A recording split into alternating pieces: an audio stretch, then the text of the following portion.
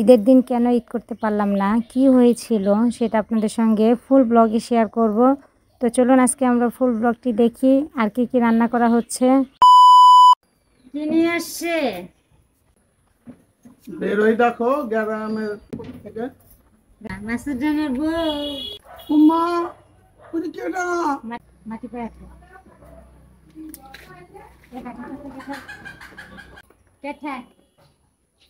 আইরে ভাই চিনছেন কেডা এটা? এখন মুক্তি নাই, কিন্তু এটা আপনাদের মুক্তি আপা নিজেকে নিজে এখন চেঞ্জ করে লাইতেছে এবং আমি করাইতেছি। ইনশাআল্লাহ জীবনে অনেক ভুল পথে দৌড়াইছি, ভুল মানুষের পিছে দৌড়াইছি।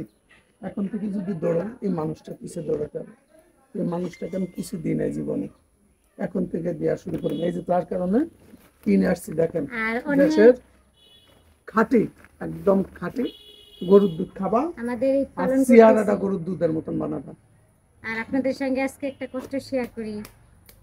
যে কোনো স্ত্রীর স্বামী না থাকলে পৃথিবীতে কেউ নাই, বুঝতে পারছো তাইলে? অবশ্যই। আর যে কোনো সন্তানের বাবা না থাকলে পৃথিবীতে কিছু নেই।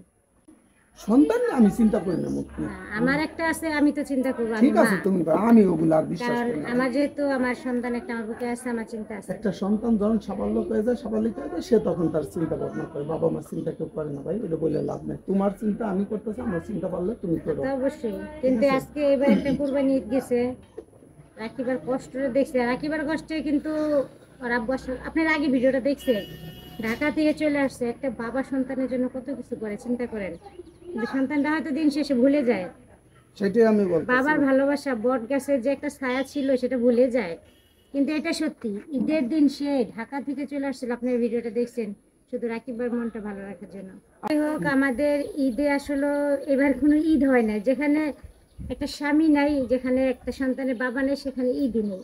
আমরা এবার ঈদে আপনাদের কোনো রান্নার ব্লগ আপনাদের সঙ্গে শেয়ার করতে পারি না। আসলে আমি রান্নাই করিনি, আমি বাড়িতেই ছিলাম না। তো যে আজকে আমরা ঈদের আনন্দটা শেয়ার করবো। মাসুদ রানা সাহেব, চলেন। পাখির ডাক, এখন মুরগি বের করবো। আর পাখির পরিবেশটা অনেক সুন্দর। পাখির ডাক করবো। পাখির ডাকটা দেখছেন সকালে?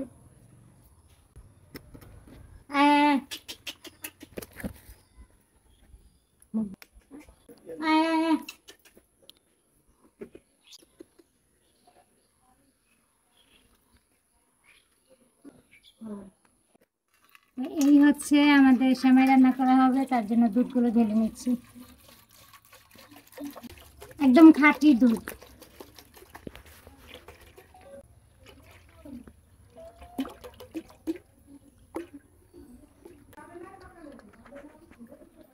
বাটিটা গোল পড়ে গেছে।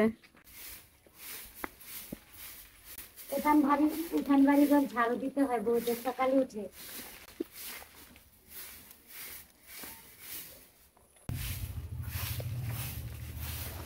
এই তো আজকে আমাদের ঈদের রান্না করা হচ্ছে।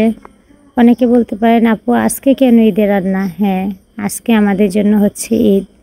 যেখানে আমার স্বামী ছিল না আমার কাছে, যেখানে আমার সন্তানের বাবা ছিল না, তো সেখানে আসলে ঈদ বলে কিছুই থাকে না। তো ঈদের দিন আমি কোনো কিছু করিনি, আর আপনারা দেখেছেন আমি কোনো ঈদের ব্লগ শেয়ার করিনি আপনাদের সঙ্গে রান্না বান্নার। কারণ হচ্ছে রাকিবার পাপা ঈদের সময় আমাদের কাছে ছিল না, সে ঢাকা ছিল। তাই আজকে আমাদের ঈদ হচ্ছে। আর এই যে মানুষটা ঢাকা থেকে এসে দেখে রাস্তাটা একদম জঙ্গল হয়ে আছে, তো উনি একটু পরিষ্কার করে নিচ্ছে। আর যে কাঁচিটাতে পরিষ্কার করতো সে কাঁচিটা হারিয়ে ফেলছি। তো যাই হোক, উনি ওইদিকে পরিষ্কার করে এসে গাছের আম খাচ্ছে, আর আমি এদিকে সেমাই রান্না করতেছি। ওই যে বললাম ঈদের দিন আমাদের কোনো ঈদই হয় নাই, সেই জন্য আমরা বাড়িতেও ছিলাম না। কারণ সে ঢাকা থাকার কারণে চাচা ফোন করে নিয়ে গেছিলো, চাচা শ্বশুরের বাড়িতে ছিলাম, সেখানে ঈদ করা হয়েছে আমাদের। আর একটা কথা সবসময় মনে রাখবেন, পৃথিবীতে যার স্বামী নেই তার পৃথিবীতে কিছুই নেই, কেউ নেই। আর একটা সন্তানের যেখানে বাবা নাই তার আসলে কেউই নেই। কিছুদিনের জন্য বাইরে ছিল, তাই আমাদের কাছে মনে হয়েছিল যে আসলে আমরা মনে এতিমের মতো রয়েছি।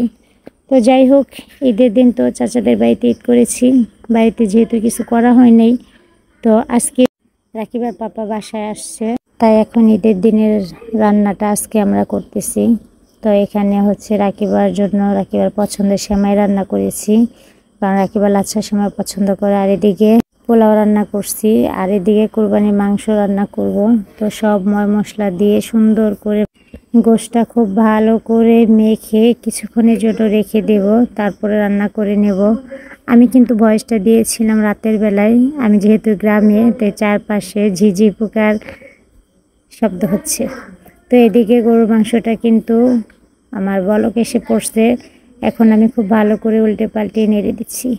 আর হ্যাঁ, যা বলেছিলাম, আমাদের আসলে ঈদটা এমনভাবেই কেটেছে, পৃথিবীতে স্বামী ছাড়া, বাবা ছাড়া কোনো সন্তান, কোনো স্ত্রীর আসলে আপন বলতে কেউ হয় না। আমার পরিবার থেকে সবার জন্যই সব জায়গা ছিল, কিন্তু রাকিবার আর আমার জন্য মনে হচ্ছিল আমরা এতিম, আমাদের পাশে কেউ নেই। এরকম একটা কষ্ট লাগছিল ঈদের দিন। তো ঈদের দিন আমাদের হ্যাপি রাখার জন্য কিন্তু মাসুদ রানা সাহেব আসছিল, এসে আবার চলে গিয়েছিল। আর সেই ঈদের আনন্দটা আজকে উপভোগ করতেছি। মাংস কষিয়ে বাবাকে এবং মেয়েকে একসাথে বসিয়ে খেতে দিয়েছি। এখন বাবা মেয়ে একসাথে খেয়ে বলতেছে খুব ভালো হয়েছে। তো আমার এই হাসি খুশি সংসারটা, ছোট্ট একটা পরিবার হয়ে গেছে। সবাই আমাদের পরিবারের জন্য দোয়া করবেন। আপনারা সবাই ভালো থাকবেন। আজকে ভিডিওটি এখানে শেষ করছি। ভালো লাগলে অবশ্যই লাইক, কমেন্ট, শেয়ার করবেন। সবাই আপনাদের মুক্তির ভিডিওগুলো শেয়ার করে দেবেন। সবাই ভালো থাকবেন, সুস্থ থাকবেন। আল্লাহ হাফেজ। আসসালামু আলাইকুম।